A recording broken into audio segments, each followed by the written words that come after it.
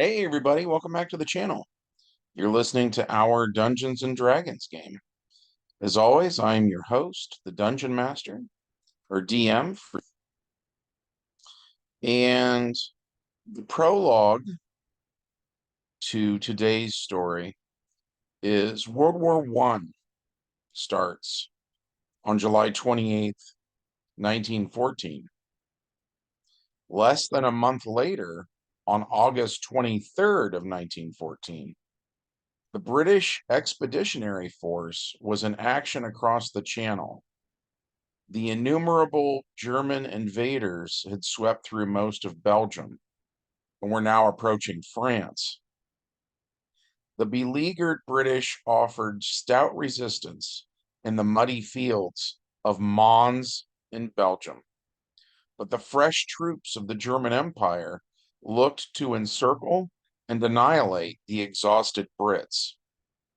But at Mons, their prayers are answered when a host of angels descends from the sky and stops the Kaiser's men in their tracks, just as they were closing in on the British.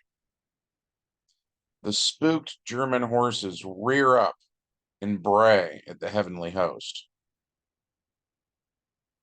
Afterwards, as soldiers tell the tale, the Xenos get to work discrediting them, saying it never happened. Then we get on to the main plot, which is 1916. Aramis and Bob the Vampire arrive in Nebraska, where they look into reports of the Walgren Lake Monster, also known as the Alkali Lake Monster, or Giganticus Brutervious. It turns out it's a dragon. The heroes manage to fight it and kill it before it can take more lives. Strangely enough, this is a common occurrence. When the Xenos started hunting everything to extinction that wasn't human, many dragons took to the water. After the battle, people show up to stare, so Bob uses his powers as a vampire to mesmerize them. He says what you actually saw today was two men catch the world's biggest catfish. The dragon's remains are loaded onto the back of a flatbed truck and transported to Fort 51 in Nevada.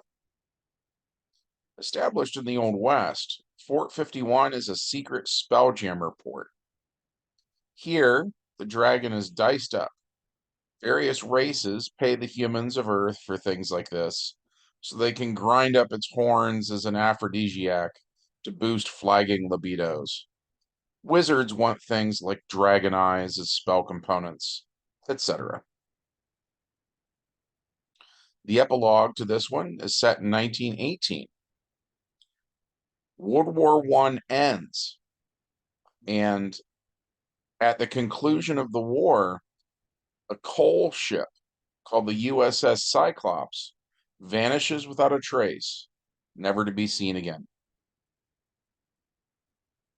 Uh, as for the DM's notes section, like I like to do sometimes, um, when I was running these adventures, I would Google year by year, in the year 1900, what were the cryptid stories? 1901, 1902, 1903.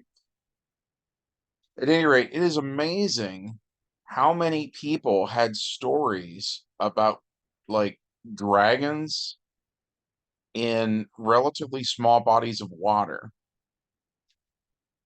It's interesting to me that that was like a phenomenon back then.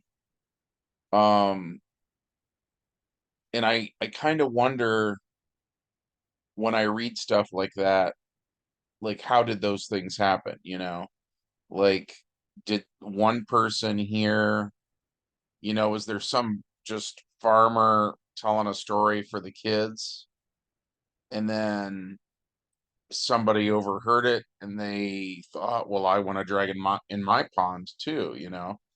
I just I'm curious how that went down. Uh But yeah, I think it's very interesting how many pond dragon stories there were. So we actually ran that as a game more than once, where Aramis and Bob, excuse me, had to go out to a pond on some farm. Boy, I'm tongue-tied today. Aramis and Bob would go to a farm in the American Southwest and kill a dragon, you know. We ran that multiple times. They never got tired of doing it. That actually became kind of my thing when I didn't have anything else to run. I'd be like, well, let's do another pond dragon. And of course, I would adjust the size of the dragon accordingly for where they were at in terms of what level they were, so on and so forth. You get the idea. I feel like I'm rambling on, so I'm going to wrap this up. I hope you enjoyed it. If so, be sure to hit like and subscribe, ring the bell for notifications, leave us a comment, all that jazz, and we'll see you in the next one. Bye.